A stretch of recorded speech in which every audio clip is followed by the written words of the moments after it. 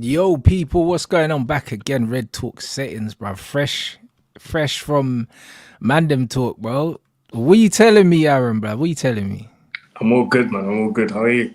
Bro, I'm good, man. I'm good, bro. Like, bro, man, I told them, man, I was coming through with Charizard, blood. I've had enough, blood. You know that I've had enough, bro. Man, bro. I had to cook, fam. I had to cook the natural thing, bro. I had to cook, and the reason why I had to cook, yeah, is like it's mad. Now, man, seen on Twitter, someone posted a fail comp of him, yeah, from the Champions League game. Do you Yeah. know what I mean? And you know what? The best way to see whose levels at Man United, watch that game yesterday. The only players that looked like they belonged on that pitch were Varane and Amrabat. Can't lie. It And, was. and It and they're the was. only two players that should be on that pitch. Because if Man United are Man United, McTominay and Bruno shouldn't be there. That front three's a mess. Do you know what I mean? And that back line's a mess as well, bro. So, like, just when you see those the only two players that look like Champions League players yesterday, bro. Do you know what I mean? And if a man are gonna turn around and tell me, yeah, that disaster class, yeah, from Garnacho, you know the mad thing is when he plays well, everyone's hyping him. When he plays rubbish, oh yeah, it's his age and that. No, no, no, no, no, no, no. We don't do that round here. We don't do that Yeah. round here, bro. He's not good enough, point blank, period, bro. Because even when he scores goals, man can't play well for the whole game. And it's not just him. It's It's not it's just glim- him. it's glimpses, isn't it? You see glimpses of what he can do, but most of the time, the stuff that he does do, you're almost guaranteed that he's never going to do it again, like the overhead kick and a lot of the goals that he scores. So the proof of that actually is what game was it where he tried it again? People in the It, chat will know it, there was a game where he tried yeah, I it know. again. Yeah, it went out for a throw in. I remember. Yeah, there was a game But where he tried it again. But this is what I mean. So And the man will say, "Oh, you don't know how many times you practice it. You can't practice those. you can't You know, practice like, that, bro. Unless you you want can't to, practice those. unless you literally want to break your back. Yeah, all right, cool, no You worries. can't Because practice those because one, it's not safe, yeah, and two, it's not. you can't replicate the delivery. Like it's almost impossible to replicate the delivery to those things. So it's Yeah, just one of that's them ones. I and look this at the this. situation. He's not good enough, Aaron. Like we've seen Mason Greenwood, for example, yeah, and Kobe Mino. When you look at the consistent quality that these players show, yeah, he doesn't show that. When you look at Kobe Mino, yeah, he's 18 years old. Do you see a certain level of consistency in his all-round game, the way he receives Yeah, the ball, the way he plays the ball, his yeah, composure on the ball? He shows enough of a consistency, yeah, that you can watch him only one or two times and say that's who he is as a footballer. That's who he is. That's the kind of player he is. There's yeah. no inconsistencies with Kobe already. He looks like a seasoned player because he's got all of his fundamentals in place. No one's making excuses for him. And the You know, thing like is, that. even yesterday, yeah, when he came on, bro, what was it? I can't remember how many minutes there were to go, but when he came on, you saw the difference. I think there was a phase where he had the ball. Yeah, I think Kimmich came towards him, tried to take the ball off him. I think what did he do? I think he sent man, and then done a long ball to Dallo. I think he came on. You saw the difference straight away.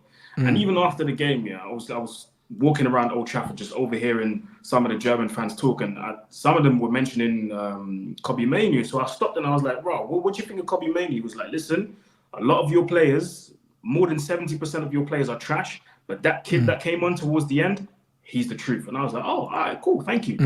So even they can recognize that. Do you know what I mean? Yeah, They don't watch Man United. yeah, They don't watch 100%. Man United. So when you look, yeah, when you look at ability of a player, yeah, it's what they can do, what they can keep repeating, and that's why when you compare Martial and Rashford, it's the same. Martial's got way more skills that are repeatable. Rashford is an off the cuff player, sometimes hot, sometimes cold. Do you know what I mean? So when you're comparing abilities of players, if you understand the game of football, you can look and see who's got what. You can see Yeah, who's got what. And yeah, this guy doesn't have any skills that he can repeat consistently yeah, because football is about what you can keep doing, bruv. Like, no one cares what you can do in a one off. Do you know what I'm saying? Like, no one yeah. cares about that. It's what you can keep doing. That's how you keep your place in the team. And this is why I said to Saeed, there'll never be a point, yeah, at which he can hold down that left wing position because he doesn't have any actionable skills that he can repeat again and again and again. He's not good at getting past players. He's And not good at bringing players into the game. He's not good at scoring goals even when you look at it. There's nothing that he does well enough that's repeatable that's going to keep players with more talent than him out of the team. And you There's know what's nothing. crazy? You know what's crazy about what you just said about something that you can rely on, that you can repeat time and time again because you know it's going to work. And people in the chat are mentioning, because we're talking about Garnacho, people in the chat are mentioning Musiala. First of all, can I just say, because I was at the stadium yesterday, what a joy to watch this kid. And that wasn't him at his best either. It wasn't. That was the crazy thing, bro. But the thing he done, the things he did in the game yesterday, always he was doing the same thing over and over again. But because that guy has practiced that shit to the core, it works every time. Dropping deep, receiving the ball, turning, spinning man off, boom, gone. Driving, and then finding the pass. And bro, he was finding the pass every single time. Amrabat tried to get at him, couldn't defend against him, to the point where he had to make a foul, picked up a yellow card. Bruno couldn't get nowhere near him. McTominay, forget about it. Like, what's his name? Musiala was just levels above. And I see people in the chat saying he's only 1 year older than Garnacho. Bro, to see the difference in levels of Garnacho and then you see Musiala, tells you everything you need to know. Yeah, Musiala's a proper footballer, and this is what I say, guys. Like, there's the difference between athletes that can play football and footballers. Do you know what I'm saying? Like, there's a difference. Like, he is a footballer, bro. Like, when you watch him play, nothing about his game, you can't coach that. There's nothing about his game that you can coach. All you can do with a player like that is refine their game and find a system that best enhances their abilities. You cannot coach a Musiala. Do you know what I mean? And the thing is, he's not gonna get the hype that Jude gets because he's not scoring the goals. Scoring goals, yes. He's not scoring the goals, but bro, like if you literally both of them man are playing in a football match, like, and they're just in amongst nobodies and you don't know them and you watch them both play. If you ask them who's the better footballer, unanimous, it's him. It's him. He's the one that everyone's going to be standing up saying, "Who's that kid? Who's that kid?" Yep. It's him. Absolutely. It's not going to be the one scoring goals. And this is the thing, and this is the problem with stats now, because stats now are superseding the eye test. So now automatically when you start putting up numbers, what happens is people start to overlook absolutely everything else that you bring to the table. And like someone said something about, like, for instance, when we was watching Wayne Rooney before, like, he was everywhere. We knew Rooney was him, not just because Rooney was scoring goals or whatnot, but because Rooney was everywhere, bro. Yeah. He was everywhere. And that's the thing, because there's certain things, it's a good point that you're making. There's certain things in a game of football that you just can't quantify, and stats won't tell you. For example, let's take the game yesterday. The way Musiala was dropping deep, spinning off man, shimmying, driving for like yards and yards and yards. You can't quantify these kind of things. These things can't be put into stats. So when I tweeted today, when I quote tweeted that there was a compilation of Musiala's performance yesterday, and I said that's a proper midfielder, and then someone came in my comments and said, "Oh, but look at Bruno's heat map." This is exactly what we're talking about. You can't quantify what Musiala done yesterday. You can't quantify that into. You can't put it into stats. It's impossible. You just have to look with your eyes. The only way is to watch him and also ask the people that played with him Against him. what it was like. With him. Yeah. Played against him, what it was like to play against him. Can't get nowhere near him, mate. And that's why you saw on 5, John Obi Mikel was speaking about the difference between Messi and Ronaldo, and he said, when we played against CR7, we knew that Ashley Cole had him. Yeah. You know, like that. When we played against Messi, nobody got near enough to him to do anything because he's popping that ball off, boom, and then it's gone. He's getting it back. It was like he was unplayable. And when you see someone like Musiala, when he's in the mood, there's nothing you can do about it, bruv. Like, there's nothing, because he's got so much ability that even when it's not going for him, he can still sit you down and put one in the top corner. He can still do it. Yeah, he can still do it. You know what? There's another player that people said this about a lot, and I was actually surprised people said that, because not surprised, but people, especially me, I tend to forget sometimes. Moussa Dembele, bro. An unbelievable player. Every ex-player that you ask that played with him will tell you he's the best player they played with, and they will say the same thing. Couldn't get nowhere near him. Yeah. And when I think back, I'm like, they're actually right because, bro, do you know how hard it was to get the ball off this guy, bro? And that was a competitive Premier League he was playing at as well. Bro, proper competitive, not the Premier League that we know today.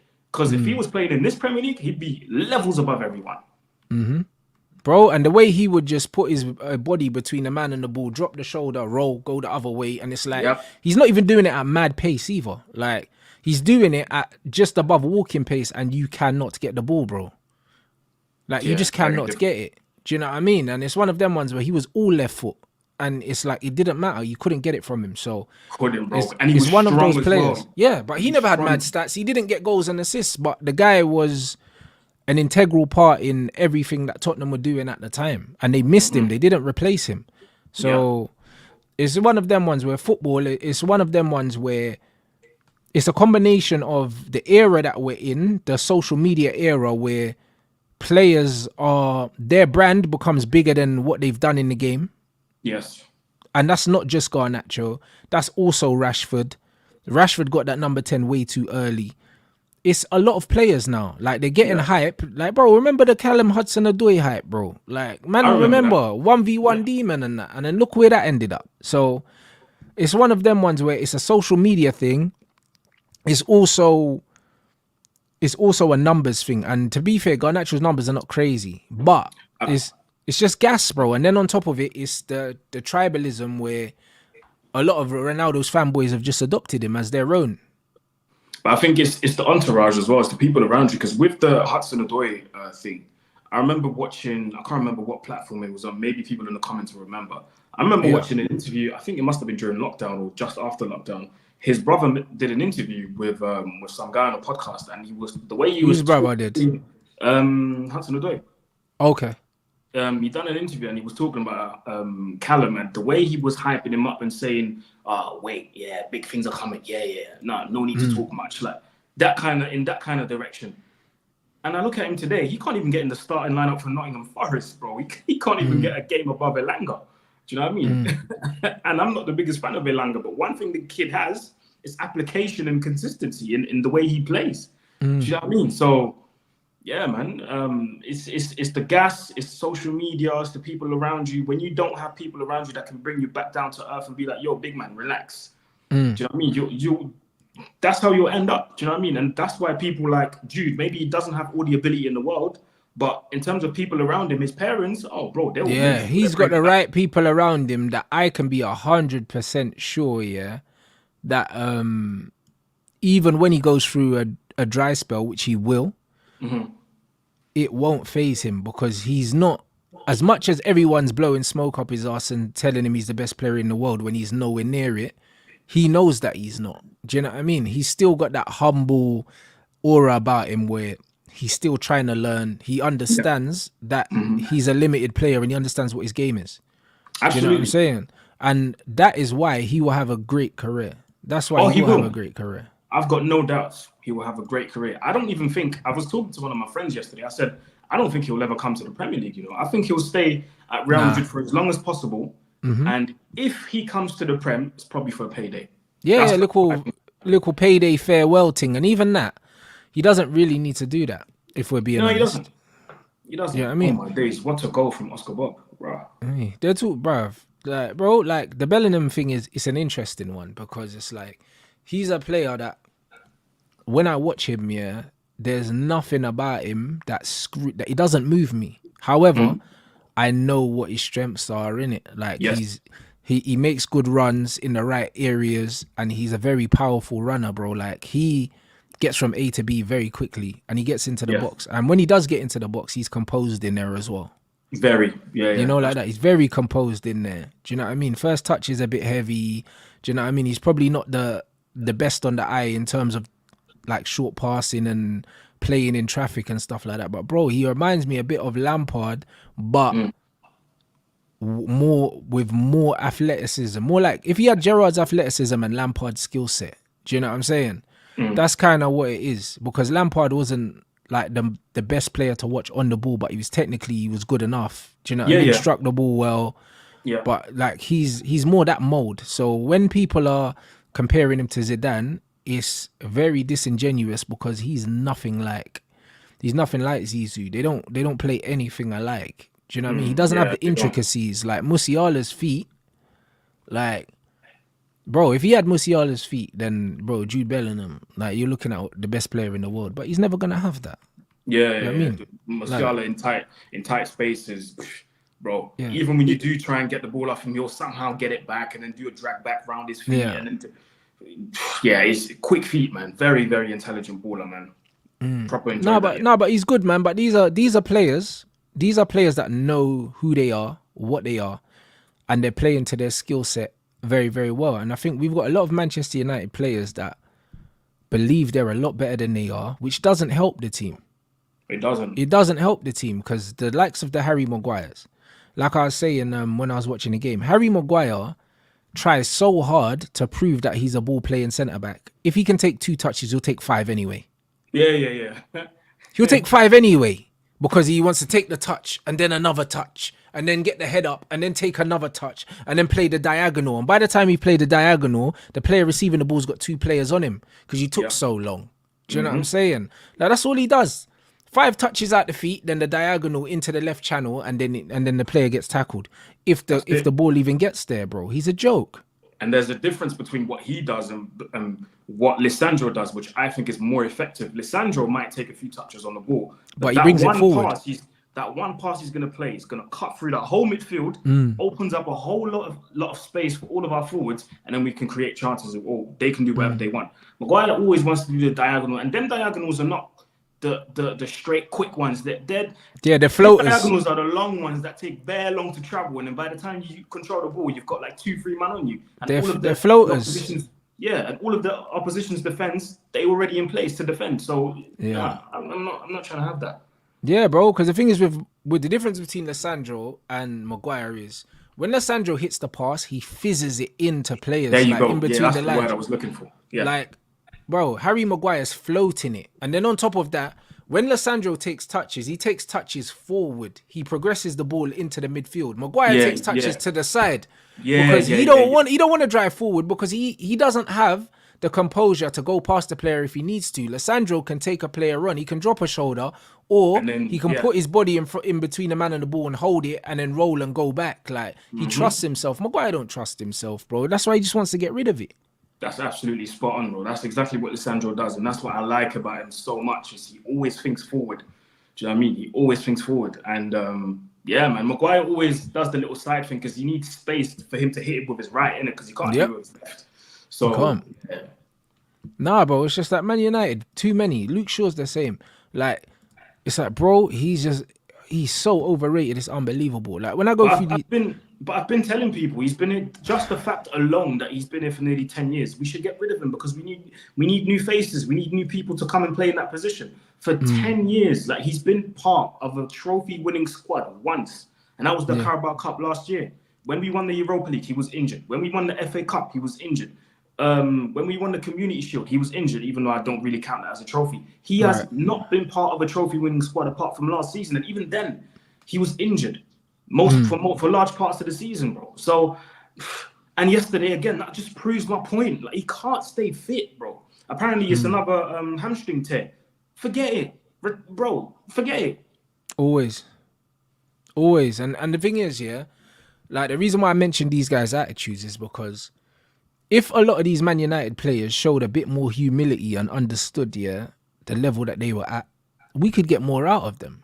Do you know what I'm saying? Because just changing your mentality in life, people will be surprised, like, how much of a difference it makes. Yeah. Like, there's no hunger from these players, like, whatsoever, because these men feel like they're there already. Bro, you're left back, you're on 190k a week playing for Man United, bro. You're good. You've been there for 8-9 years, bro. There's no pressure. There's no pressure to perform. There's really not. There's really none. But it goes back to it goes back to what you said about the gas levels that people are getting or that players are getting. When I was at the ground yesterday, usually when the final whistle goes, I'll stay for like 5 minutes and then I'll leave, innit? But I thought, you know what? Let me see what the fans do. So obviously the final whistle goes, the fans boo, everybody's still there, cool. Everybody leaves, I film my match reaction, whatever. So I'm there like, after the game, it's like 10, 15 minutes after. First of all, the players are doing up they're doing up lap of honor. And I'm thinking, lap of honor for what? Clapping the fans and all of that. Obviously, all the way at the West Stand and stuff, they weren't really giving it, bro. Yeah. I was sat next to the tunnel, so obviously I've got the Stretford them behind me. The players are coming towards the tunnel, bro. The fans clapped them off, and I looked at the fans thinking, Chief be booing these, man. You'd think we just qualified, bro. We are bottom of our group of the Champions League, and you're clapping these guys off. Yeah. Of course they think they're the best in the world because you gotta guys boo are them off. doing this. Bro, there would have been white hankies, bro. At Real Madrid, they would have invaded the pitch. Forget white You know handkerchiefs. what I mean? The white handkerchiefs and everything, they would have done that time ago, bro. And it's bizarre how the standards are falling, bro. Let me say this again. We are bottom of our group in the UEFA Champions League. This has never happened in our history before, and you're clapping these guys off. They should be feeling the anger that we're feeling. And then I'm hearing them sing "United Will Never Die," and I just stood there in disbelief, but I couldn't believe it. But we been dead, fam. You know, like that. Man saying, I thought the performance was very good. We didn't deserve to lose, but we lost the game. Bruv, what do you mean? Bro, we had one shot on target. When I saw the quote, I thought that was a joke, you know. We had one shot on target. Man said we didn't deserve to lose. And you know what's crazy, yeah? Even under Ralph, yeah, the thing that I loved the most about the Ralph tenure was every time there was an issue, he was calling it out in press conferences. So he was saying, this wasn't right, the press wasn't right, this wasn't right, this wasn't right. So I could see that this guy knew what the problem is. Some of the stuff that this guy says, it shows me that he genuinely thinks that things are not as bad as they actually are, bro. Bro, he's legit gaslighting all of us, bro. Ten Hag's lost me, man. He's completely lost me at this point because you're saying one thing, you're doing another. You're telling us that you couldn't play Varane because of tactical reasons, and he couldn't play at left centre back because of tactical reasons. Then you play him in the exact same position you said he couldn't play because of tactical reasons. So, and against Bayern Munich as well. And now, obviously, you're going to play him against Liverpool. If we lose, he's probably going to be the scapegoat. So, listen, I don't know anymore with Ten Hag, man. I think, and it's not even a thing where I'm literally saying, "Oh, out, bro." He's out already. It's just a matter of when and how. It's just a matter of when at this point. It's not even if. It's just when. And my belief is it will probably be after Liverpool because that Liverpool slapping is coming. It's coming. Yeah, I think they get a new manager in for January. Together with the new the new board and stuff. Yeah, get the new CEO, get the new DOF, get the new manager in. Do you know what I mean? Like, I personally wouldn't sell anyone. I wouldn't bring anyone in. I'd keep it exactly the same, and I'd just try and have an eye on the summer window. Yeah, and I'd just be trying to rebalance the team and work out how I want to play, who I want to keep, who I want to let go. That's what I would use the rest of the season for. I don't see the point in a manager coming in and letting go of any players before they've seen them. Yeah, you can't really do much in January anyway. So yeah. I'd probably say the same. But for me, usually I've got this rule where I give a manager 18 months. It's been way beyond 18 months now. And if you haven't been able, as a recognized manager, you haven't been able to implement something that we can hold on to, something tangible in terms of style of play. You haven't been able to do that in 18 months. I seen the quote that you put in the comments earlier, Rants, about someone put it in the comments about Yap Stam saying that's not his style of play. So literally, Yap Stam can see it. We can see it. My question is, why did you change your style why did you abandon it? Because we all know this transition thing is not your style of play. We all know it. We're not dumb, Eric. Stop taking us for idiots. We know this is not your style of play. So why would you want to change it up all of a sudden? Why? You're better off sticking to your guns. You're getting pammed 5-0 or 4-0 the way we did against Brentford last season. You're better off sticking to that until it sticks. And if you don't think it's going to work, bring in other players that can do it. But don't change it up now and try and do this transition football and say, "Oh, I want to be the best transition football team in the world." How? When this has never been your DNA. Never. Bro, he's come in and he's trying to do something that he's not equipped for, which shows me that we brought in the wrong manager in the first place. Because like either you stick to your principles or you don't take the job. Because my understanding would have been that we brought him in to do what he was already doing. And the fact that he's not doing that is a big red flag, because that means you don't trust your team. Do you know what I mean? Like, it's not about Man United DNA or nothing like that. People need to get away from the Man United way. The Man United way has always been winning.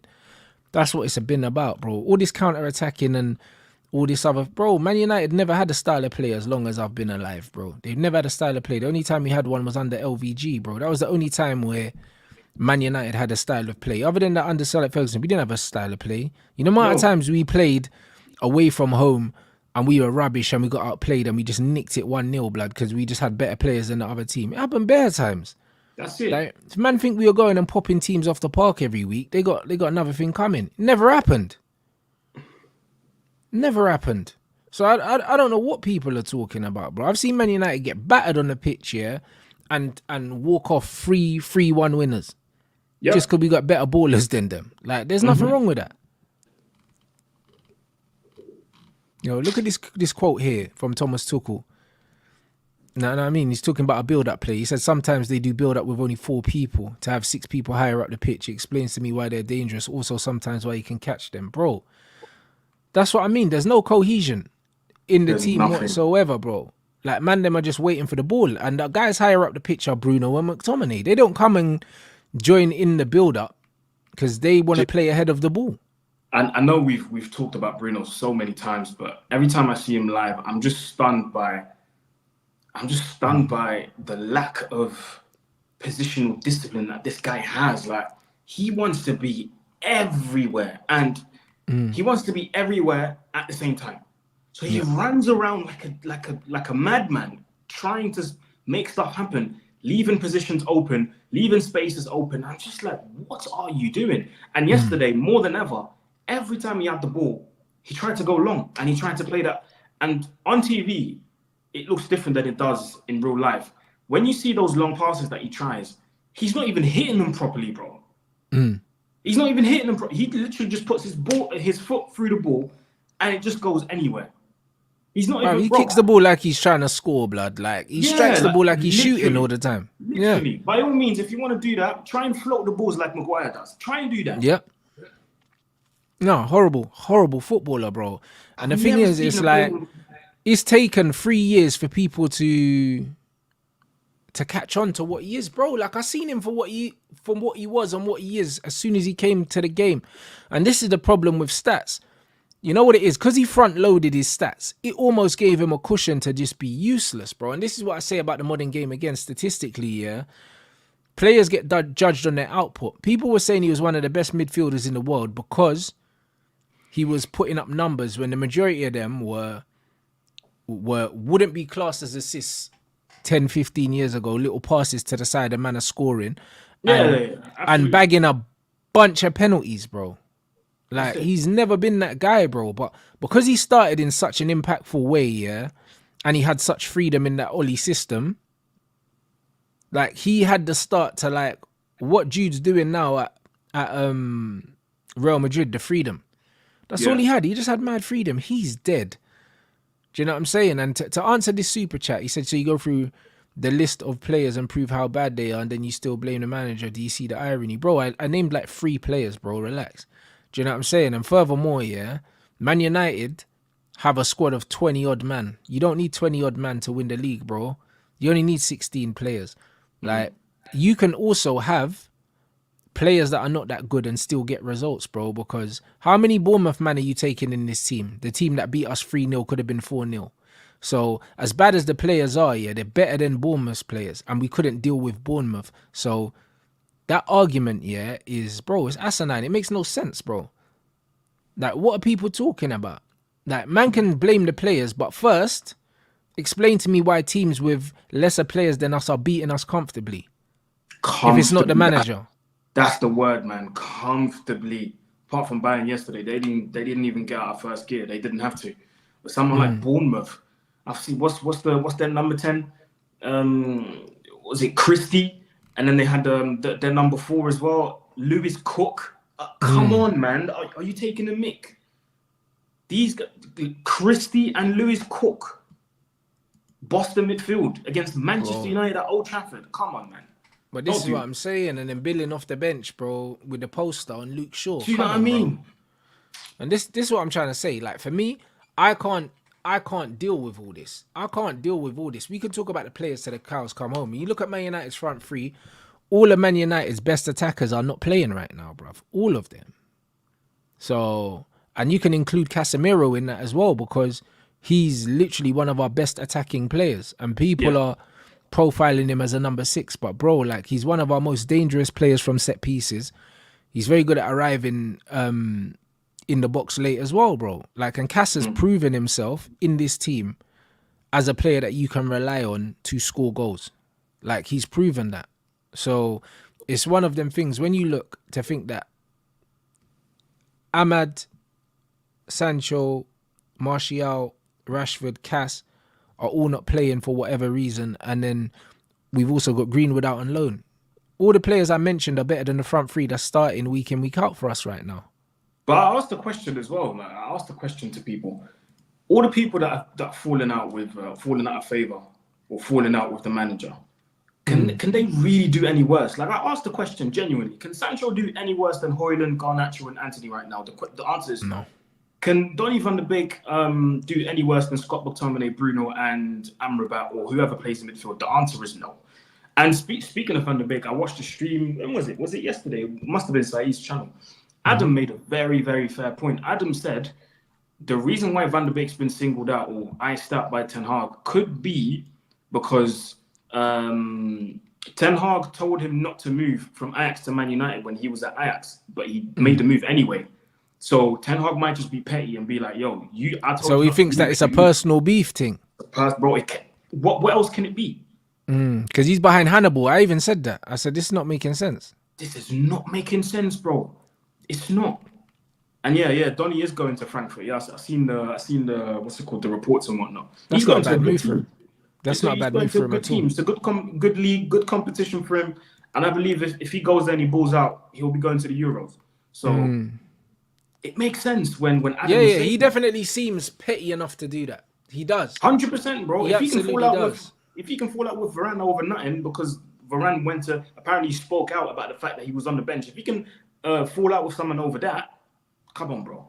And also they said that some senior players approached him about his methods or something like that, and he didn't take too well to it. And it's probably Varane and Cass, because them man started to kind of get frozen out as well. So I don't know. It's just, the thing is, he's got a massively overinflated ego for a manager that's done very little in the game. And the thing is, at a club like Manchester United, where there are players there that have won stuff, they are going to tell you about yourself, bro. Like, whether you like it or not, they are. And he's just one of them guys where he has to be at a small club.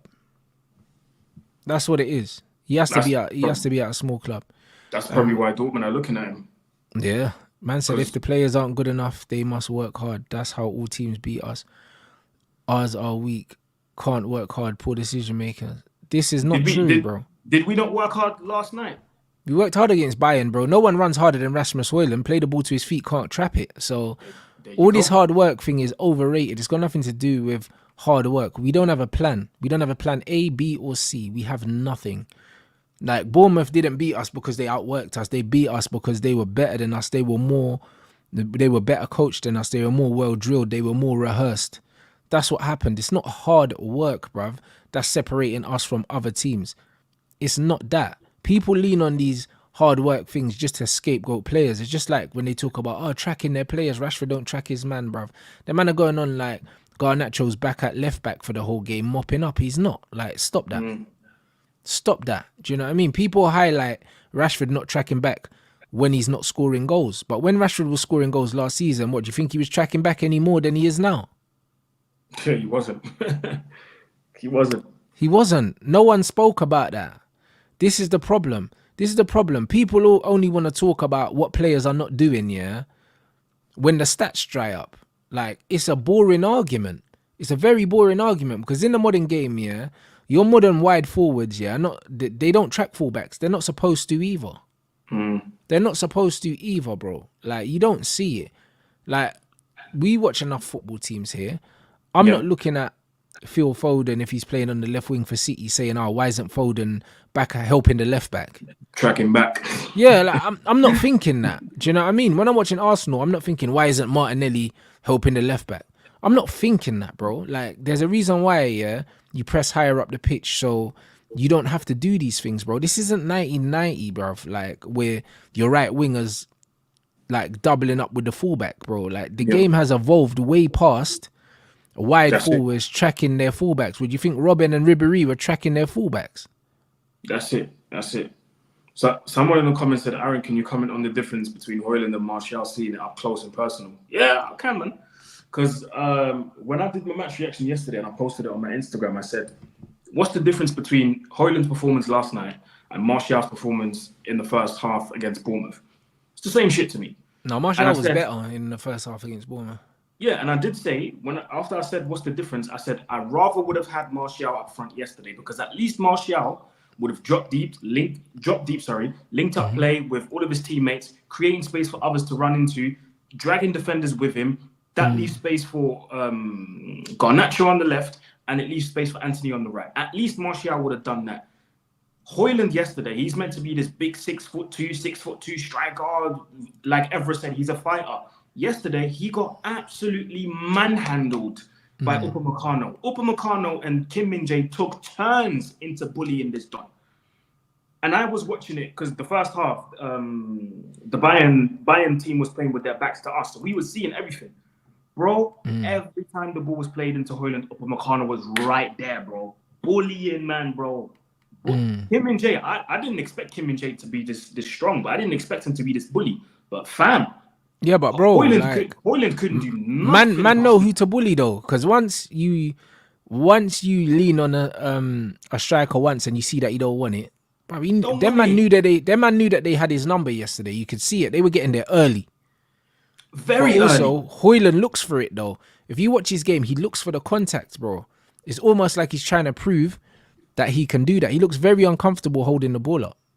But then, very uncomfortable. Okay, so if you then ask me, would I prefer Højlund, who's getting bullied every single game? Because people told me, if this was Martial, he would have got bullied as well. No, because when you play the ball to Martial, it sticks. No matter what he does, the ball sticks, bro. Do you know what I mean? So, like I said, he would have dropped deep and linked up play. Like, at least do that, Højlund. Do you know what I mean? At least do that. Link up play, do the little flick that you've done against Arsenal away. Do that. Do you know what I mean? But he always goes and looks for contact and wants to be seen as, look at the way he's fighting. Bro, that's not what we brought you in for. But that also shows that he doesn't have the footballing abilities, because you look at Harry Kane on the other side, yeah? Harry Kane is somebody, yeah, that scores a lot of goals and he never plays on the last defender. He doesn't try and get in behind, and also he doesn't try and pin players. What he does is he picks up the ball in space because he's clever. That's the difference. Højlund hasn't got the feet to play on the swivel in the half space, receive the ball, take a touch, play it off and get it back. He doesn't have the intelligence and he doesn't have the technical ability. So he relies on brute force in a similar way that Lukaku does. Do you know what I'm saying? But the difference is, yeah, Lukaku is obviously a much better athlete than him, a lot 100%. stronger than him. Yeah, a lot more powerful. It's much harder to bully Lukaku off the ball than it is Højlund. And like you said, you've got to have this intelligence. It brings me back to when I was playing, bro. When I was playing on the wings, I knew that I could pin my defender. I could do that because fullbacks are not that tall. They're not that big. They're not that strong. But when I was playing up front as a number 9, and I knew that them man behind me, those two centre backs are big bullies, I knew I'm not going to go and look for contact. What I'm going to do is I'm going to drop deep, link up play, and I'm going to run the channels, make them tired. That's what you need to know, these things. And Højlund is not slow. He's quick. So why do you not think, how can you not think, all right, cool, let me run the channels? Because Upamecano is not the quickest. He is quick, but he's not the quickest. Kim Min-jae is not the quickest. So when you run the channels, it's automatically going to force the fullbacks, Davies, Mazraoui last night, or Lima, it's going to force them to come back because they know, oh shit, we can't go forward too much because Højlund is going to run the channels. We need to be there to help the two centre-backs. If he would have done that, again, that can commit more bodies forward, like Garnacho, like Anthony. Even if they don't have the final quality, you can make stuff happen. But the fact that he's always looking for this contact, and I said, that this is where I said, I'm tired of seeing Højlund play because he always looks for this contact so that people can say, look how he's wrestling. I've seen this since September, bro. Show me something else. And this is why I said I prefer Martial, because I want to see football. I don't want to watch WWE. I don't want to watch that. Facts. When man is saying, like, for instance, man is saying he's inexperienced, bro. It's not about experience. It's about It's not about intelligence. experience. It's It's about intelligence. Yeah. intelligence, bro, and he doesn't have it. And this is just the thing, though. So, like, when you look at him, people talking about running the channels, bro. You don't even need to run the channels. All you need to do, yeah, is back into a centre back, feel the contact, and then all you need to do is half a yard, make a dart in to receive the ball, and just play it off first time, and then you can go again. Or you can turn on it. That's all you need to do. You don't need to try and receive the ball whilst simultaneously fighting the man behind you. Like, you only do that if you're someone like Olivier Giroud, where you're strong and you're technical, bro. And he's neither of them. He's not strong or technical. The reason why Rashford doesn't like playing in the 9 is because he doesn't like playing with his back to goal. Playing with your back to goal is a specialist thing, bro.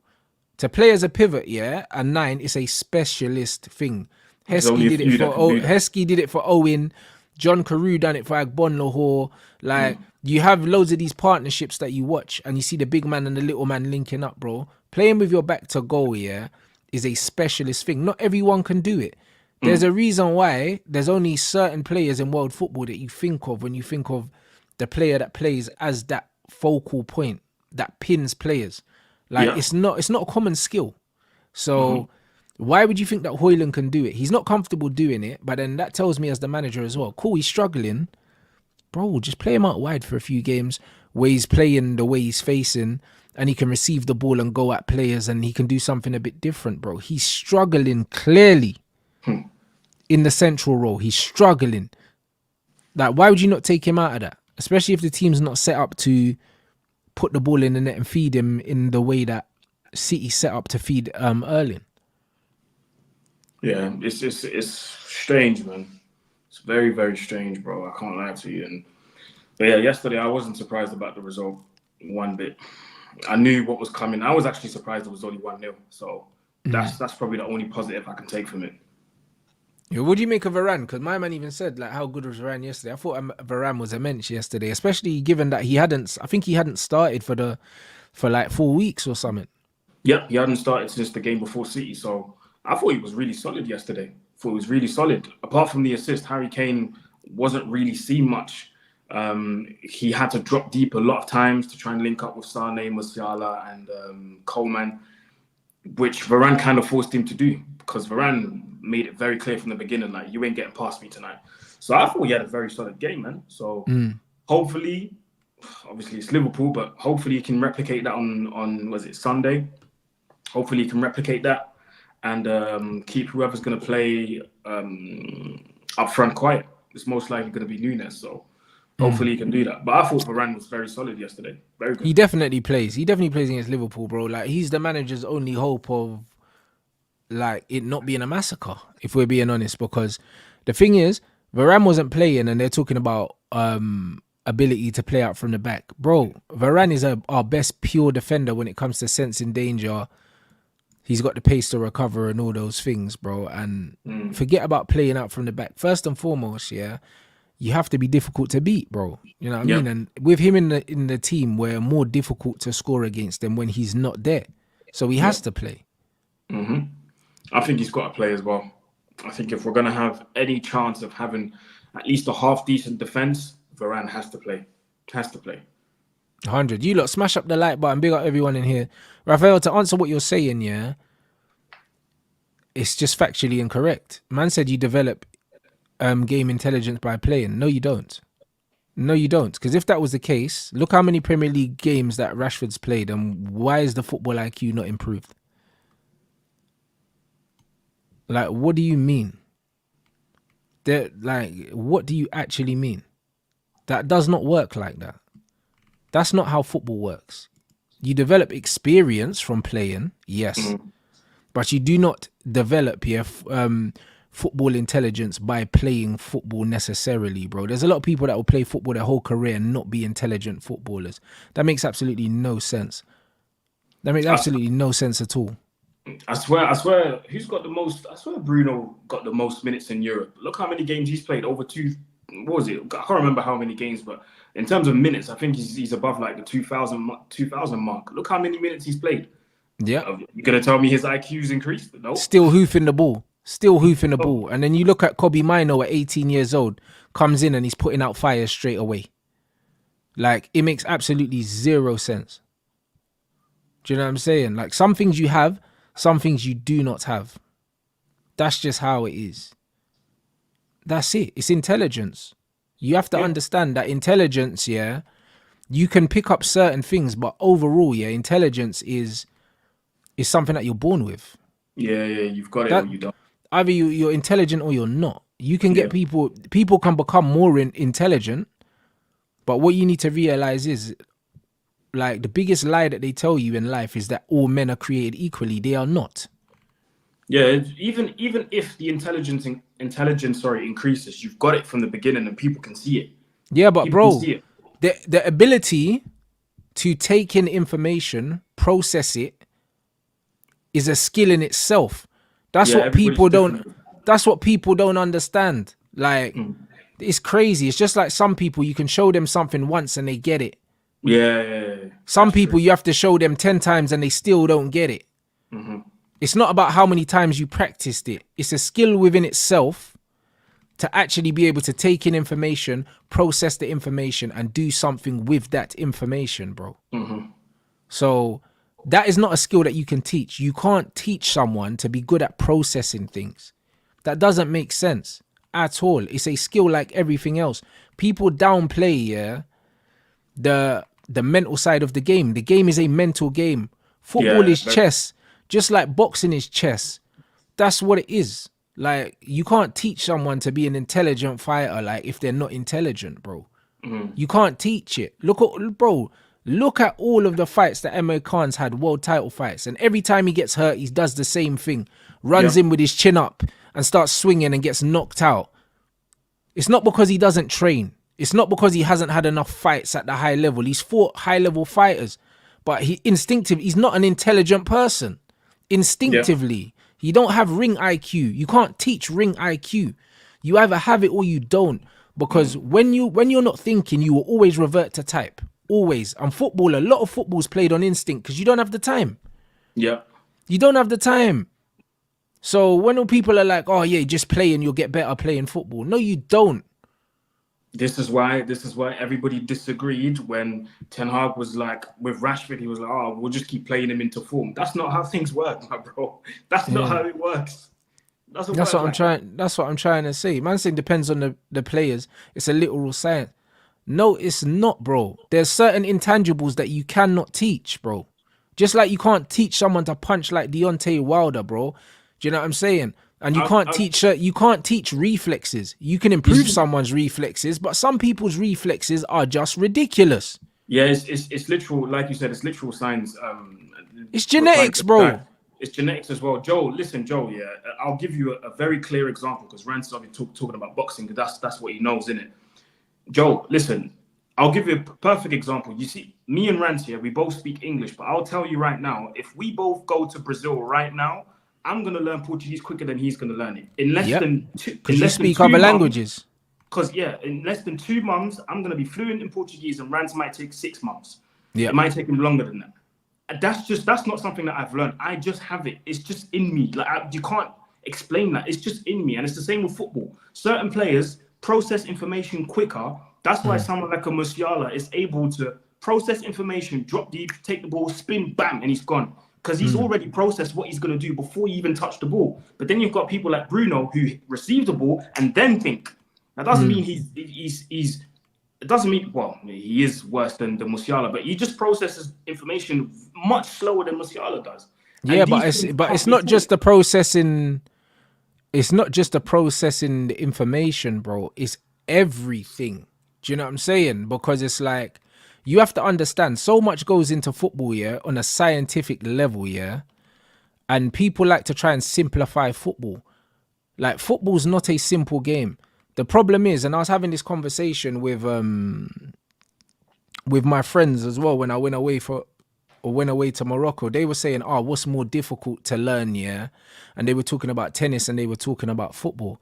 And I said to them, listen, what you need to understand with football is because football is the most played sport on the planet, it's very, very difficult to find somebody that's never interacted with a football in their life. True. It's very difficult.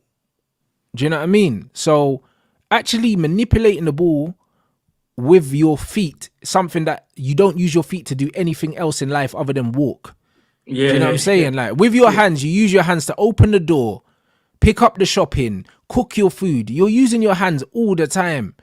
So anything using your hands, yeah, your brain is going to process a lot quicker than using your feet because it's not a natural thing to do. So what you need to understand is certain people, yeah, just physiologically, yeah, have better balance, better reflexes, better reaction time than other players, bro. It's got nothing to do with training, bro. Sometimes man are just better. And that's why when you look at a lot of athletes, they tend to be good at multiple sports because they're just better. You look at someone like Lewis Hamilton. Lewis Hamilton's a good footballer. Rafael Nadal's a good footballer. Yeah, Lewis Hamilton was at Watford. Oh, swear down. He was at Watford with Ashley Young. Right, I never knew that. Yeah, bro. Like all these guys they have physical attributes that transfer to multiple sports. Do you know what I'm saying? Like you can touch the ball 10,000, 20,000 times a day. You're not going to be Ronaldinho because even from how your brain processes how you touch the ball and how the ball feels on your feet is a skill. Yeah. Do you know what I mean? The fact that Bruno overhits passes and that, to be able to put the perfect weight of pass on the ball that David Beckham does, it's a skill to know how much to put on the ball, how much to take off it sometimes. Do you know what I'm saying? All these things, yeah, all these motor skills, yeah, these mental things, you don't learn these things. These are things that you're born with, bro. Do you know what I mean? Like even Steph Curry, like his touch to know he can pull up from the logo. Every NBA player in the league has probably got the strength to shoot from the logo, but it's not power. They're not hitting it. It's not power. It's all the maths that goes on in his brain before the ball leaves his hand. Yeah. Do you know what I'm saying? And this is what it is. These are things that you are born with. They are not coached. They are not coached. So when man are talking about all these players, yeah, most of these man, it doesn't matter how hard you train, you're never going to have what these men have, bro. Eden Hazard's already told you that. He's already told you, I don't like running, don't like doing this, don't like doing this. And I'm better than all of you. So what are we talking about here? So when people are talking about hard work and all these other things, some people, yeah, in life are just better than other people. You've got that friend that can eat whatever they want, got a six-pack all year round, can bench 100 kilos, hasn't been to the gym for 4 months. These men are better than you because their ancestors were better than your ancestors. And their kids will be better than your kids. End of story, bro. So, man need to get out of this. People need to get out of this thing where they think that everyone's equal and then it depends on what you do. No. This whole thing of, it's not that. Hard, if you work hard, you can be as good as Messi. Nah, that's impossible. You need to start lying to people. Bro, genetics, yeah, is so important. Yeah. Some people are just better than you and you work harder than them. So why what am I talking about, bro? Like this, none of that makes sense. None of it makes sense. Certain men are just going to be better than you no matter what. They're going to be better than you no matter what. I see people in the comments debating the hard work and talent. Listen, I've always said, yeah, I don't dismiss hard work. I don't dismiss it at all. But more often than not, yeah, in all the years I've been watching football, yeah, the talent will always stick out, bro. But you need to work at the right things, Aaron. You need to work at the right things, though. Yeah, like, because even hard work is asinine if you're not working on the right things. But I always pick the example of, what was it, 2011 semi-final Champions League, yeah, Real Madrid, Barcelona at the Bernabeu. Bro, Real Madrid were working hard. But when Messi picked up that ball from Busquets and then he ran through 7-8 man, you can't stop that, bro. So as much as you want to work that... Talent, not only can you not stop that, but you can't teach that. And the reason why you can't teach that is it's not technical ability. Because when it comes to technique, yeah, on the ball, you've got players like Neymar and all these men. These these men are comparable with Lionel Messi in terms of first touch skill. You could argue that they're probably more skilled than him. But bro, you see regarding Neymar, yeah. I seen what was it? I think I seen a video on TikTok about it, and they compared the way normal players dribble. Let's just call them normal players, and then they compared Neymar, and they were showing multiple people. I think they showed Rashford and they showed other wingers. When they dribble, they will look down, look up, look down, look up. Yeah. Bro, when Neymar dribbles, he doesn't look at the ball once because his feet already know what they're doing. It's just about processing where to go. When I saw that video, I was like, raw. And you can't teach that, bro. Crazy. You can't teach that. That's instinct, because he didn't get like that from dribbling through cones. Like, bro, the thing is, like you see it with kids a lot. If you tell a kid, to get something from A to B, bro, everyone's brain works differently. They might decide, yo, it's easier for me to do it this way. Do you know what I'm saying? Like, people, they work out, yo, what's more comfortable for me to do? If you just leave them to their own devices. Yeah. Because a lot of the time, you try and make people do things a certain way. But for someone else, it might be easier to just do something a different way, bro. Like, I found when I was playing football, controlling the ball with the outside of my foot was always more comfortable for me. Always. Inside of my foot was never comfortable for me because in my head, it didn't make sense. But for other people, it's more comfortable for them to control with the inside of their feet. But to me, it never made sense to control the ball with the inside of my foot because I don't dribble with the inside of my foot. So why should I not control the ball with the part of the foot I'm going to dribble with? Do you know what I'm saying? Yeah. Because if you control the ball with the inside of your foot, then you need to take another touch and then another touch. But I'm like, no, if I'm going to dribble and I'm going to take the ball on my right, if you play the ball into me, because the inside of your foot and the outside of your foot, bro, it's the same length anyway, bro. When you're controlling the ball and the ball's coming down, if I control the ball on the outside of my foot and then I'm going to push off and go outside anyway, rather than open up my whole body, control it on the inside, and then I have to bring my foot back down and then go again, it slows me down. Yeah, you've lost time. That's it. So I was like, you know what? I'm not as quick as the other guys, but I'll save a second by just controlling the ball the outside of my foot. Do you know what I'm saying? And if I told people to do that, it would be uncomfortable for them because it's awkward. But to me, it just felt more natural to do it that way. Do you know what I'm saying? Like, you see a lot of footballers when the ball's up in the air and they control the ball the inside of their feet. I find that very uncomfortable. I control it with my laces, or I control it with the outside of my, or with the outside of my foot, because it's weird opening my hips up to bring my feet inside. Like, it doesn't make sense. Like, I'm going outside anyway. Yeah. Do you know what I mean? So why not use the outside of my foot? Do you know what I mean? So I do everything with the outside of my foot and it's comfortable for me. But then there's a lot of people where you see them and everything's inside of the foot, inside with the foot, inside of the foot. And to me, it doesn't make sense. Do you know what I'm saying? So it's not comfortable for me. So it's one of them ones, like, even if I'm playing up front, I've got centre back here. You play the ball into me. Where am I going to control the ball? Outside of my foot. Why? Because my hand's here. I'm side on. So why am I going to be side on and try and control the ball with the inside of my foot? Then I'm all square. I control it with the outside of my foot. So I'm side on. And then you have to foul me to get the ball. You can spin off quicker as well. But that's it. So I do everything with the outside of my foot. But it looks awkward to people that don't do it. But my brain just told me it was more comfortable to do that. Yeah. Do you know what I mean? Like, someone said most people have more control with the inside of their foot. They do have more control, but you can't move. Try dribble with the inside of your foot and tell me how stupid you look. Like a penguin. That's how Bruno dribbles, with the inside of his foot. You can't dribble with the inside of your foot. So if you can't dribble with the inside of your foot, the only thing you should use the inside of your feet to do is pass. And even then, you can drill a pass with your laces. You don't even need to use the inside of your foot. You don't really need to. Only for little 5-yard passes, bro. Do you know what I'm saying? But if you can't dribble with the inside of your foot and you know that you want to dribble when you're receiving the ball, you should really know what you want to do before you receive it. So if I know I want to dribble, why am I opening my body up? To do what? Do you know what I mean? So I can take an extra touch.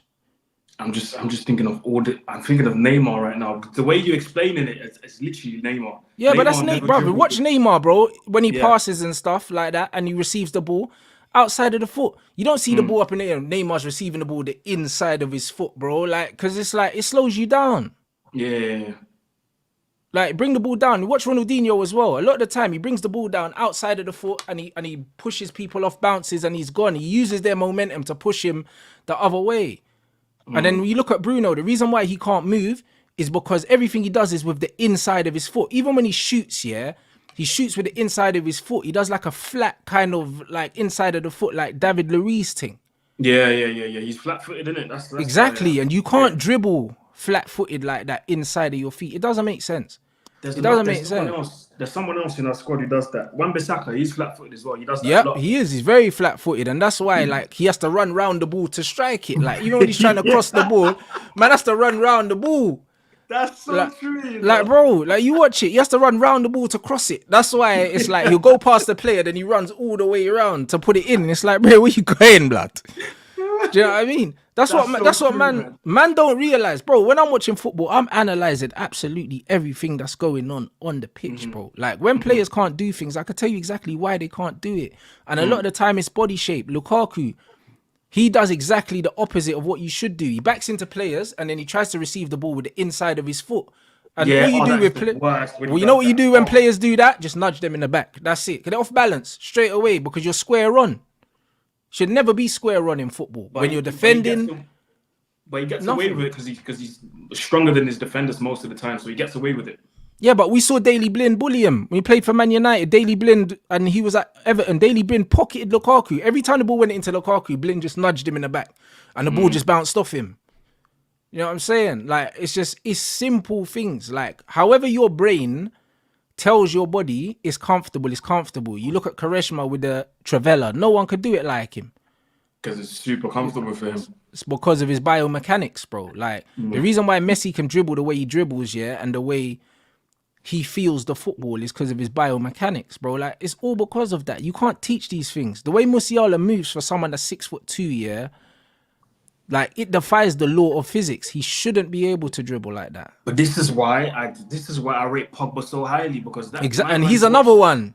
6'3", the way that Pogba moves the football, it defies all physics, bro. He's meant to be, with his physique, he's meant to be more like a Bellingham, a more robust player. That bursts and that. And Pogba's silky and he's like lanky and it's weird, innit?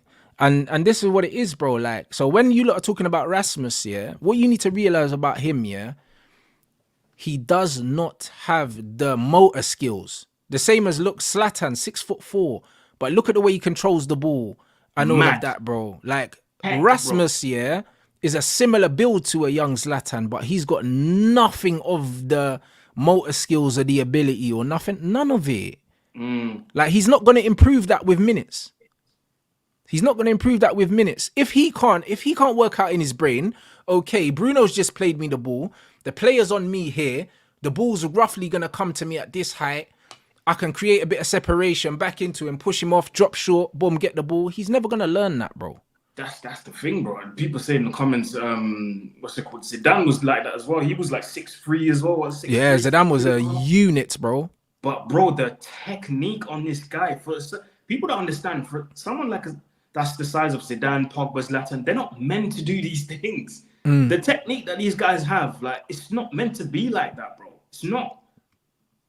No, but you know what it is with Zizou, If you actually look at Zidane, and I remember, I don't know who said it. I want to believe it was Scholes, one of the Man United players. It was him or Giggsy, but he said, listen, Zidane was a unit, but also what Zidane does, if you watch him closely, he always plays with the ball on the outside, similar to what Grealish does. And what that does is, because Zidane's so big, you can't see the ball.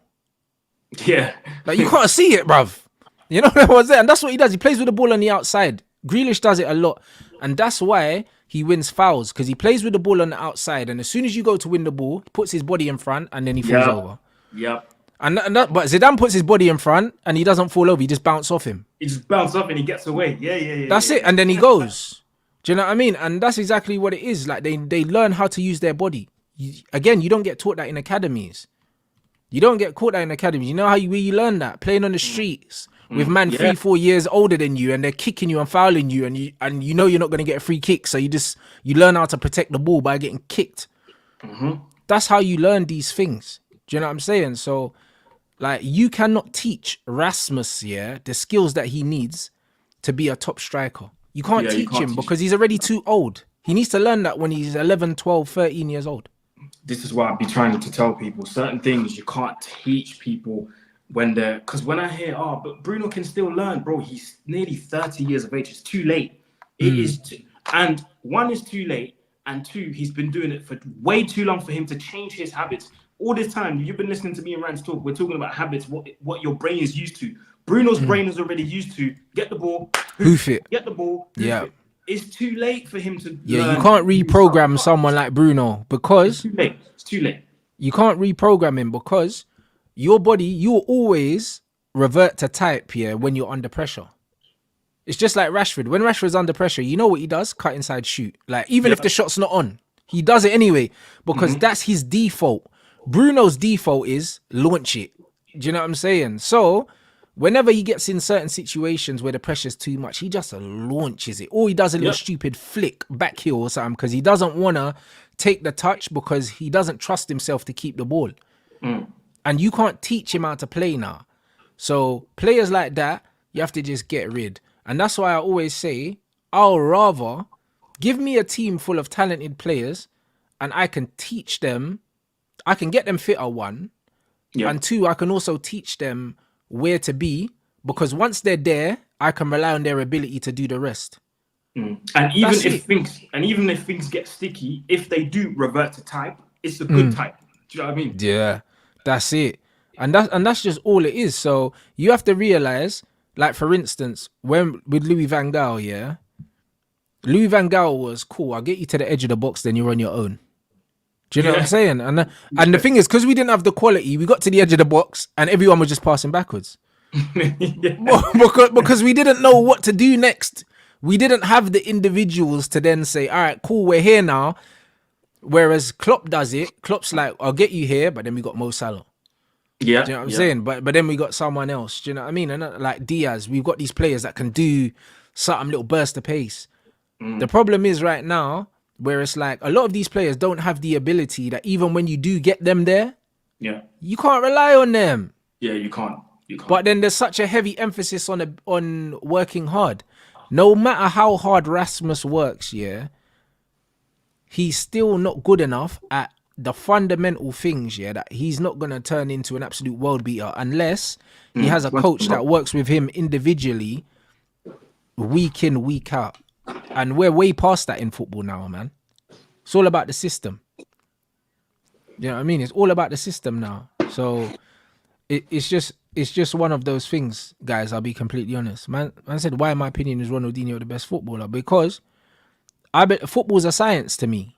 Just like boxing's a science. I believe I believe all these things are sciences, bro. It's just like Formula One. Driving a car, there's a science to it. Do you know what I'm saying? Like, it's one of them ones where when you're with,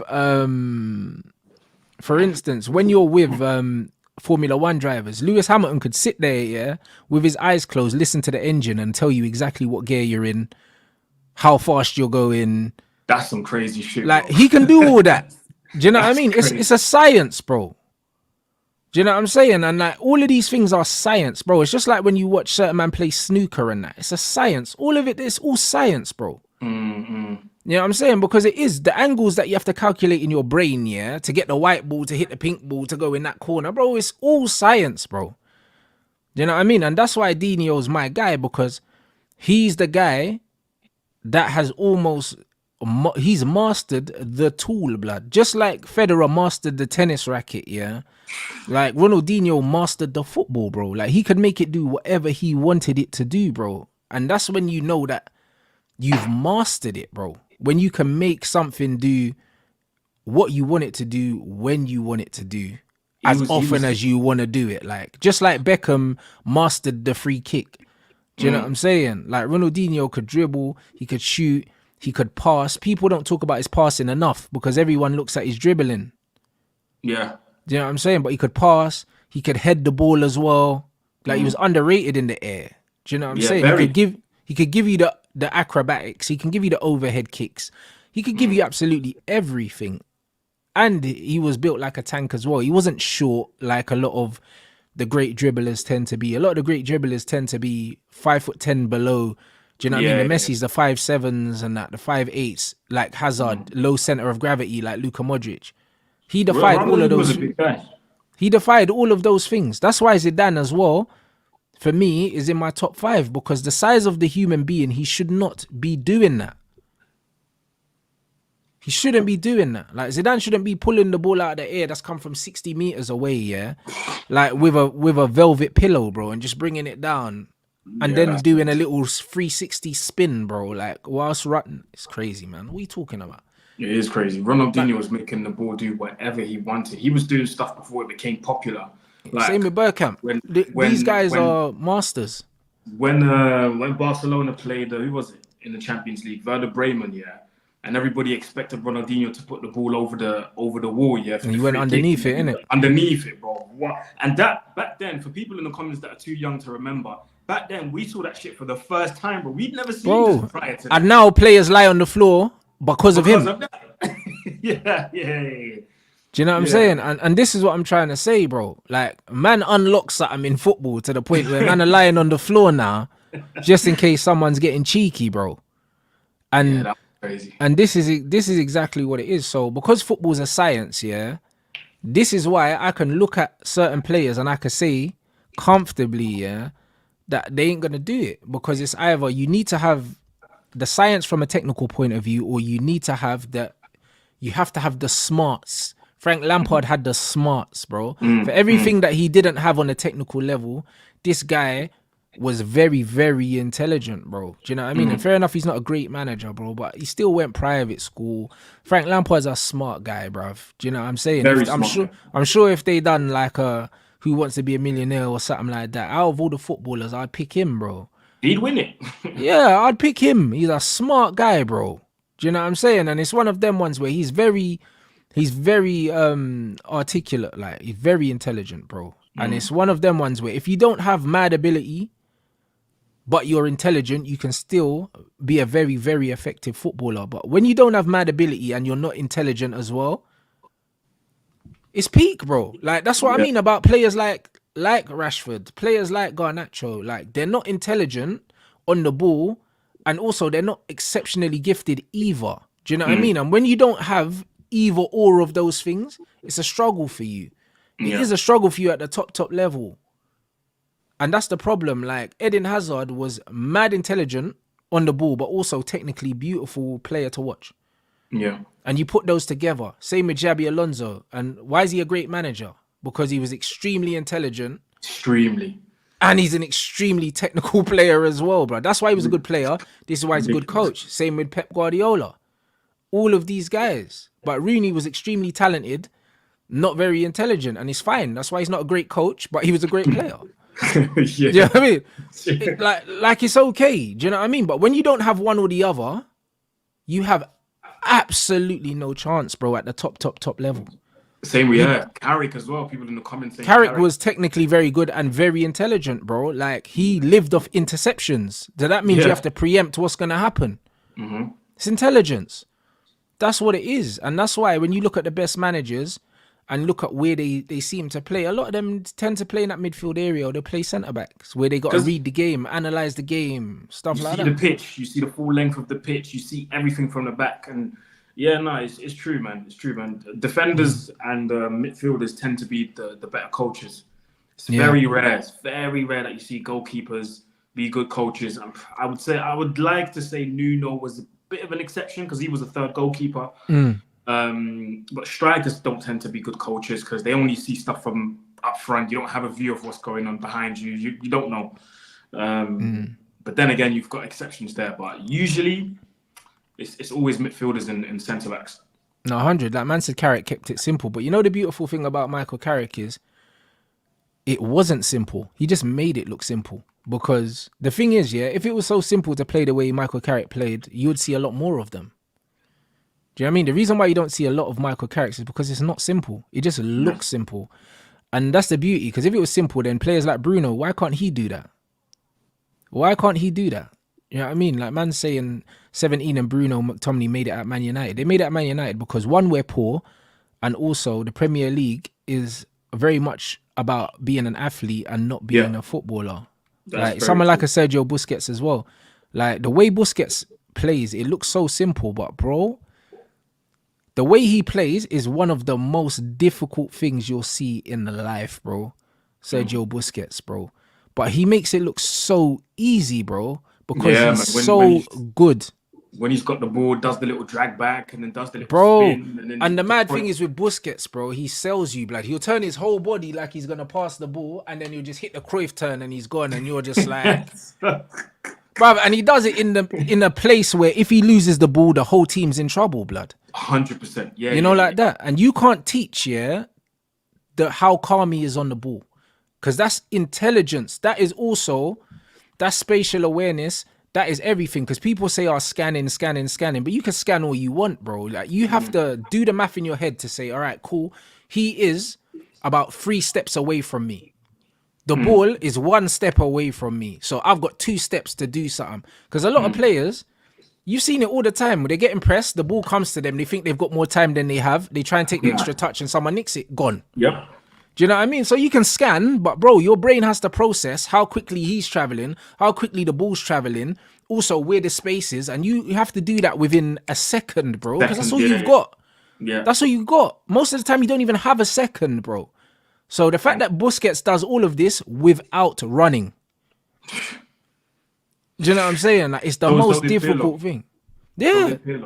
And Scholesy as well, without running. Scholes is the kind of guy, he beats the player without touching the ball. You play Scholes the ball, he knows the player's going here, he drops the shoulder, lets the ball go past him, and then he goes back for it. Like this is like Jedi level football IQ, bruv. Like this is what it is. It's more difficult than running the channels, like doing what Rashford and them lot do, chasing the ball that's kicked over the top. It's way more difficult to sit in the middle of the pitch where there's always going to be 5 or 6 players around you, and play like you've got all the time in the world, bro. Like, so it looks simple, but bro, these are the most difficult things. And when a player has the ability to do these things, guys, they can play anywhere on the pitch, anywhere. And this is why Pep, picks intelligent players, no matter what position they play in, and he plays them everywhere. Cool, you play on the left, play on the right, play in the double pivot. Get my centre back. We'll get John Stones to play midfield. All these other things, bro. The things that you can't teach are the things that you should look for in players. Because everything else you can coach. This is why I rate Pep so much, because in a time where everybody's focused on being an athlete and physicality and is he strong and this, that, and the other, you gotta be 6'2". Bro. Sometimes you just play Bernardo Silva in the 6, bro. Now what? Now what? Is Bernardo the quickest? No. Is he the fastest? No. Is he the strongest? He's not gonna win many tackles either. No, but bro, he always sticks out. The same was with what's my man's name that retired not too long ago? David Silva, one of the most intelligent players I've ever seen in my life. Because I always have this debate with people, physicality and hard work and stuff. I always tell It's overrated. David Silva, bro. Look at David Silva. For 10 years, this guy dominated the Premier League, bro. Dominated. Not physical, not strong, not tall, not fast. Just this. That's all you need. Yeah, bro. But this is the thing. And a lot of the younger football fans, they equate physical attributes with talent. And this is the problem. And this is why you get the Doku stands now, the Garnacho stands, and all these other things. And it's like, what you need to realize is what these players have has a very short shelf life.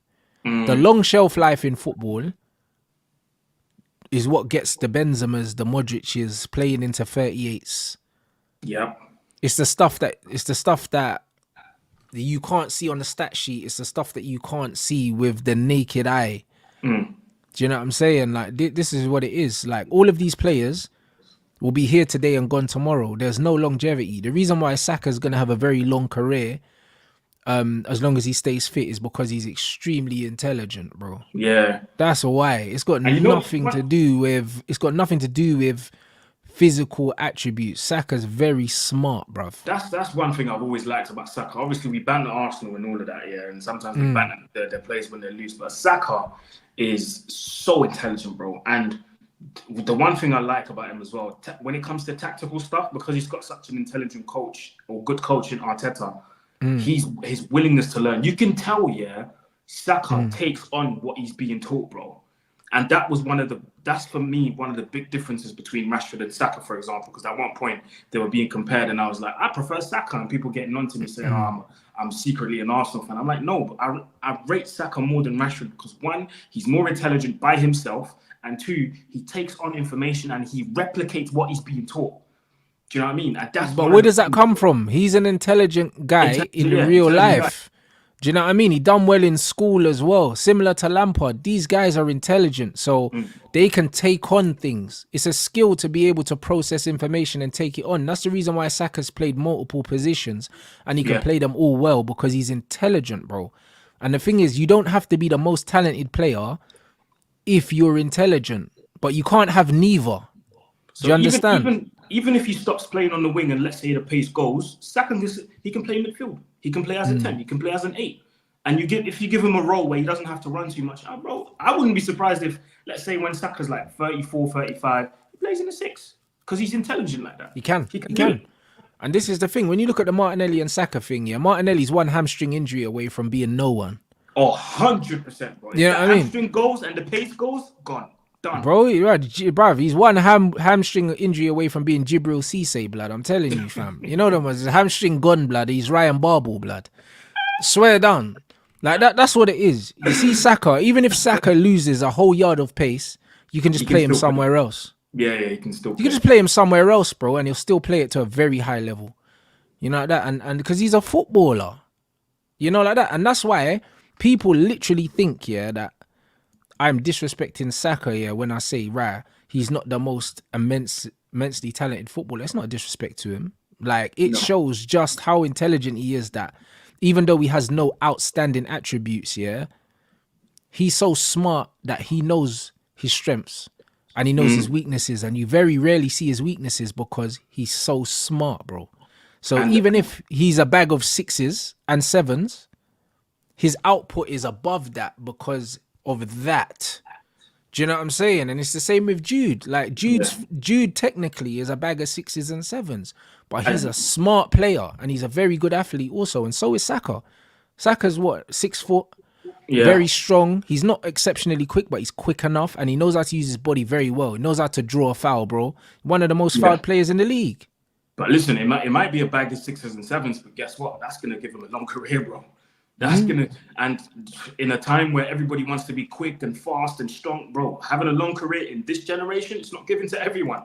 So it might be a bag of 6s and 7s, but that's going to give him a long career. Yeah, but it's the same with Thomas Muller, bro. When you're looking at Thomas Muller, like, that's not a player with mad, like, his skills are not overpowered, bro. They're not, bro. Do you know what I'm saying? Like, you look at him, like, even Alphonso Davies said it. He was like when you look at him, like, you're just like, how's this bro a footballer? Do you know what I mean? Bro, like, how's he a footballer, bro? Like, he ain't got no range of passing, really. Do you know what I mean? He's a good finisher, but he's a good little 5-yard passer. Not quick, not strong, but he's so smart, bro. Yeah, man. Do you know what I'm saying? And this is what it is. And if you're smart and you can do everything, like if you see Thomas Muller, in a pair of jeans and Vans, you'll think he's going to a festival, blood. Man don't look like no footballer, bruv. Do you know what I mean? When you see Jude walking, like, big guy, do you know what I mean? Massive calves and that, you could tell he's an athlete. Thomas Muller just looks like, do you know what I mean? He might try and stop you to ask you to sign up to a charity on the streets or something. You know, like that. Man said £5 a month to Bernardo's and that. Bro, that's what he looks like, bro. You know what I'm saying? And these are the kind of ballers. These are the real ballers. It's the real ballers that ain't got no physical attributes to fall back on, and they're just pure footballers. Yeah, man. So Thomas Muller's a pure baller. Like, Luka Modric is a pure baller, bro. It's pure blood. Do you know what I'm saying? You see them guys, they're nerds. Like Ozil, pure footballer. Them ain't got no athleticism to fall back on if it don't work out. Nothing. Nothing. See, man, like Wesley Sneijder and that. Them man ain't got no athleticism to fall back on, bro. Like little short, nerdy looking bros. Man turning you inside out for hours. You don't know what's going on. Pause. What's the other guy's name? Dutch guys, Van der Vaart, bro. Yeah, bro. Them man there. Man look like alcoholics and that. Do you know what I mean? Them man really look like that. Them man are just out here gambling away their wife's sofa and that. You know what I mean? Coming home and that. Nah, it's crazy. You look at a lot of these men, they don't look like footballers, bro. They don't. They don't really look like footballers. And they tend to be the most brazy ones. The ones that don't look like footballers, innit? Because they're dangerous. One matter as well. Yeah, they're Tony dangerous. Cruz is another one. Tony Cruz is probably one of my favorite ballers. I would say favorite midfielders ever, because that guy's intelligence is ridiculous, bro. Absolutely ridiculous. Bro. But this is what I'm saying. Even like the Matt Letizier's and all of these guys, yeah, they don't like footballers, bruv. Do you know what I'm saying? And this is what it is. Like, and it's funny now when you look at a lot of the modern day players. A lot of them look like players, but they're not players. You get me? You know, the tall and six pack and all muscly and I get it. But they can't play. But they can't play though.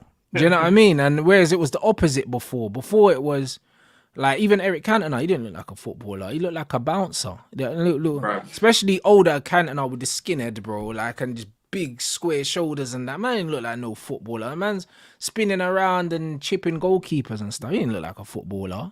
No, he didn't. He didn't. Do you know what I mean? And this is what it is now. And it's like we've evolved into the time where now it's like these men here are athletes first, footballers second, innit? And it's like people are underappreciating the technical side of the game and overemphasizing the physical side. And then they're surprised when certain players don't perform.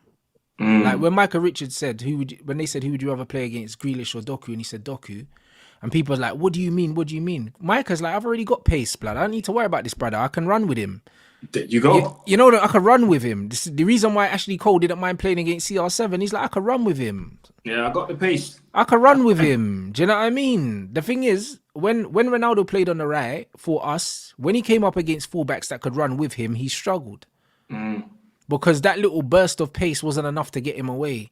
Do you know what I mean? But the thing is, when you don't rely on that burst of pace, it's just like Mbappe, bruv, when he got locked up by Wan-Bissaka, bruv. Man, you know what I'm saying? Bro, man, like Wan-Bissaka, bro, had man in cuffs, read boy.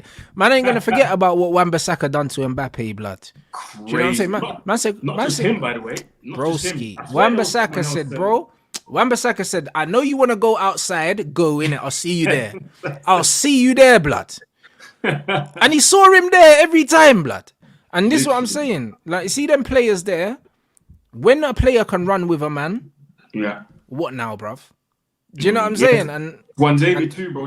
That's the same with Rashford. That's the same with Garnacho. When you can run with Rashford, that's it.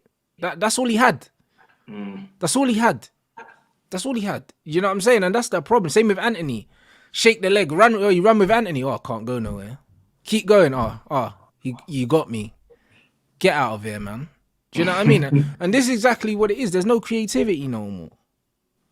And that's it. Look at Jack, though. With Grealish, he's like, all right, cool. You're quicker than me, but I'm just going to put my body in front of you. You're going to foul me. Thanks. Saka does the same thing. He's like, I can't get away with you, but you're going to foul me. Thanks. Foul. That's it, bro. These men are smart, bro. And that's just what it is. Like, football will always be a thinking man's game. Always. No matter how much people want to take it away from that, the thinking guys will reign supreme forever, blood. Because these men are playing 60 games a week and they're getting injured now. The smart players will survive this. 100%. And that's what it is. Hey, big up you lot. Make sure you run up the lights in here. You already know. Yo, Aaron, what you got coming up anyway, bro? Obviously, we got the Anfield destruction coming up on the weekend, blood. But like, what you got coming up between now and then? Nothing special, man. Just normal reactions to the Champions League game tonight. And then, yeah, man, the weekend, bruv. Let's see what happens, innit? Let's see what happens. But yeah, as per usual, oh my days, Newcastle just missed a big chance. Who they playing? AC Milan. Raw. So yeah, just the usual stuff, man. Reactions on TikTok, Instagram, YouTube, same thing, man. That's crazy. Oi, man said Reece James' sister. Bro, did you know that Reece James, that he's twins with, that's his twin, that girl? Yeah. I never knew that, you know? Yeah. Bomber us, bro. She can play, you know? Hey, she's a baller. I can't Yeah, lie. she's a baller, bro. Like I deep, but let's see what I told you, man, about genetics, bruv. Same She egg, got, bruv, and they both just she came got, out hench blood. Like yeah, she just moving to gal, you know, like bro. that. Listen, bruv, she moving to them, bro. Like it's a cheat code. She looks like a boy playing women's football, bruv. Like real talk, she's Yeah. moving to them. Like it's like she is cold blood.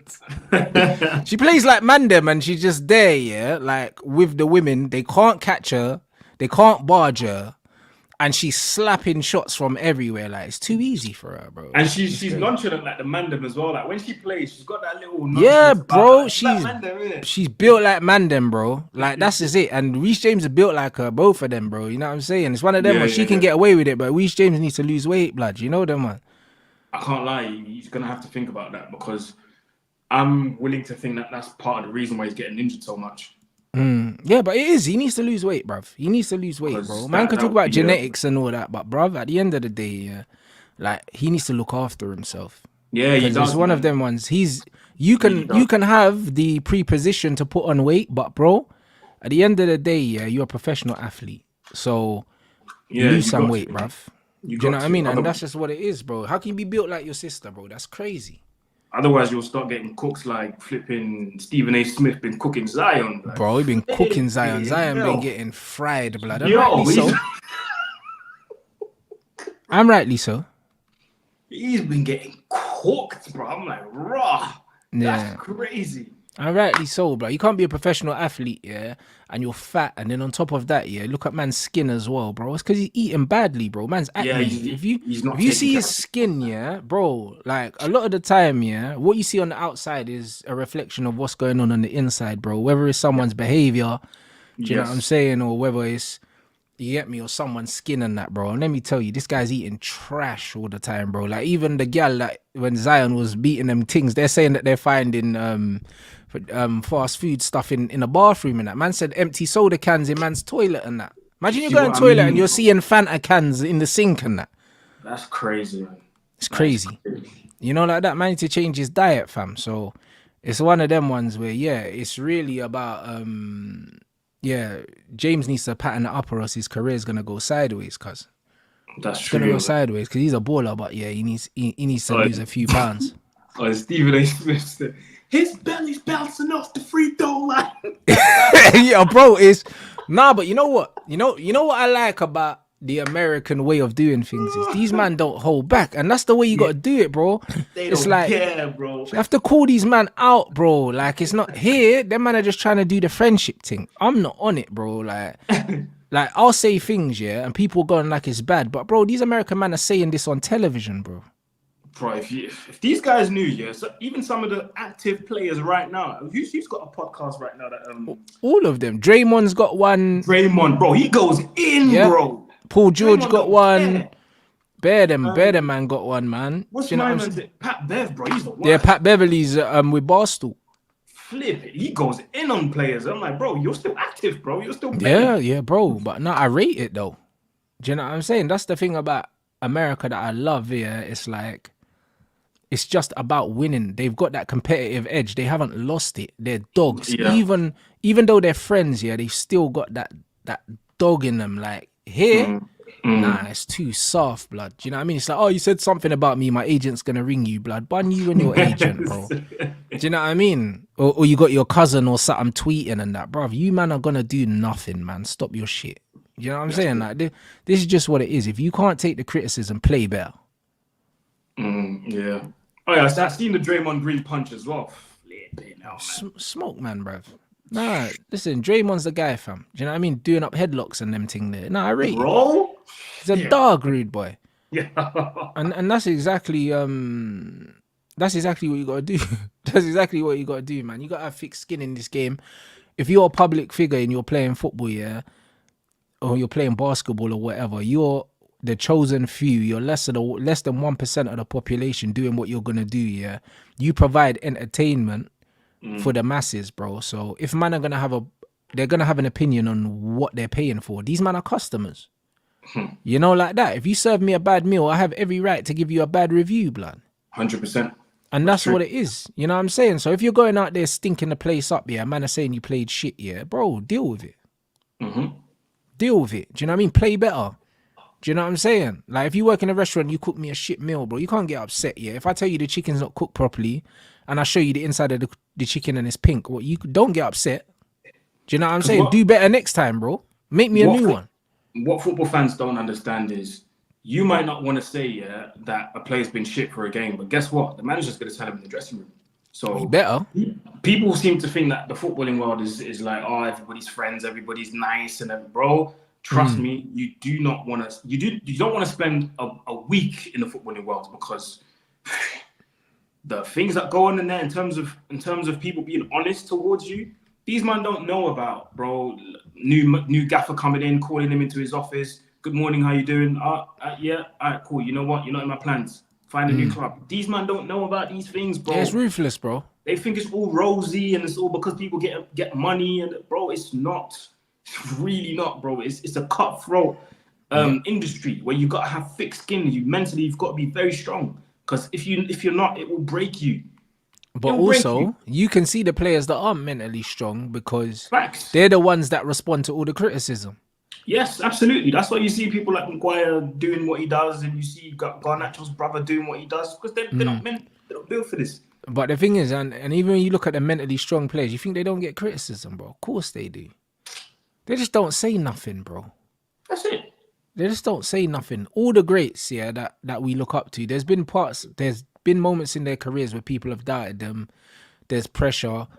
Bro, them man don't react.